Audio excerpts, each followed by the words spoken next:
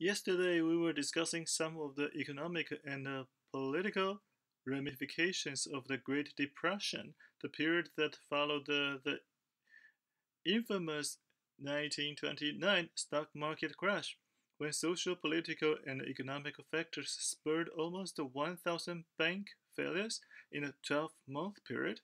Today, we're going to talk about some of the social peculiarities of the same time period, the early 1930s.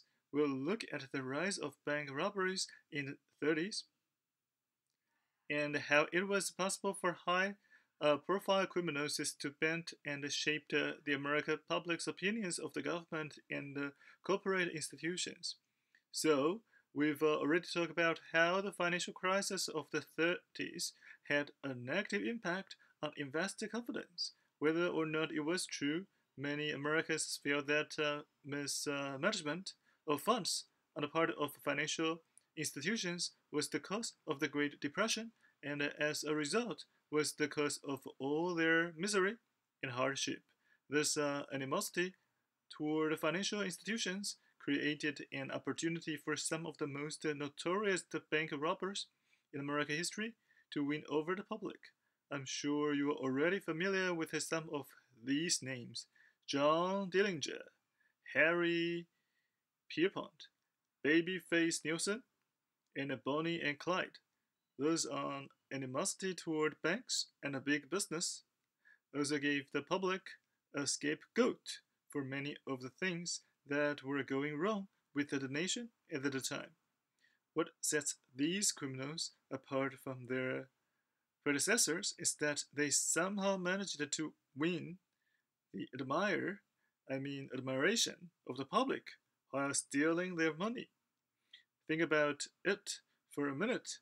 While the US public should have been outraged that these criminals were able to walk into a bank, pull a gun on the teller, and walk out with a pile of cash. Instead, they turned the thieves into celebrities and then gobbled up the news of their latest daring adventures.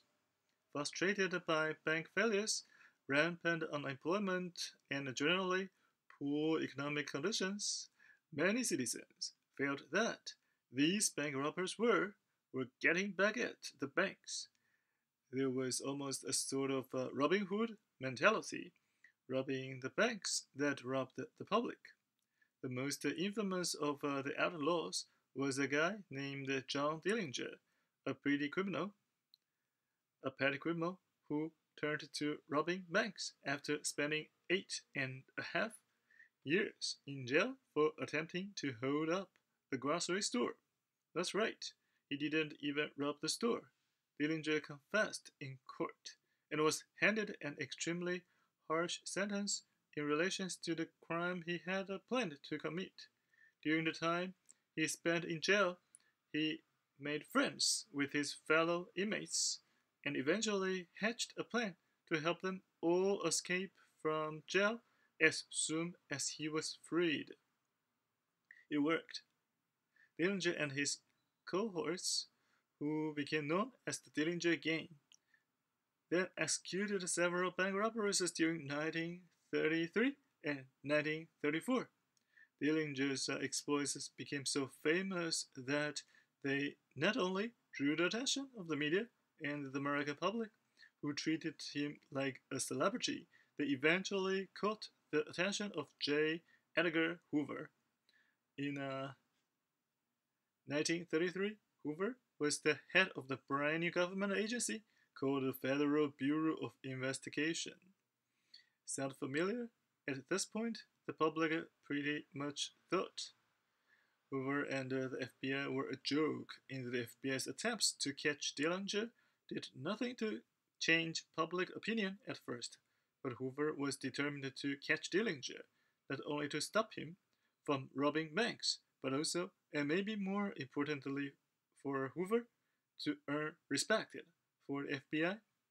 As the months passed, Dillinger enraged Hoover so much that Hoover began calling him public enemy number one and made it his mission to apprehend Dillinger.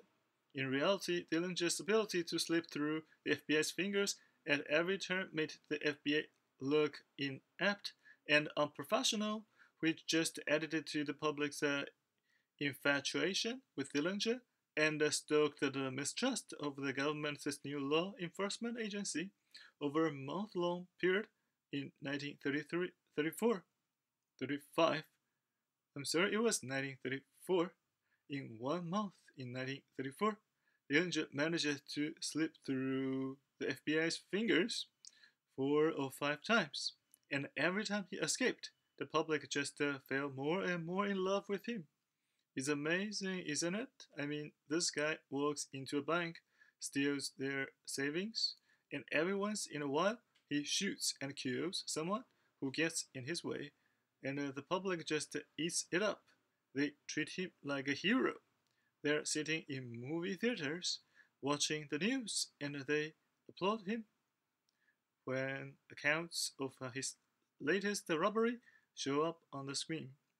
Anyway, eventually Hoover and his team captured most of Dillinger's game and then finally cornered and killed Dillinger in July of 1934 after receiving a tip from his girlfriend. So, what had been a fiasco for the FBI turned into their greatest success. After several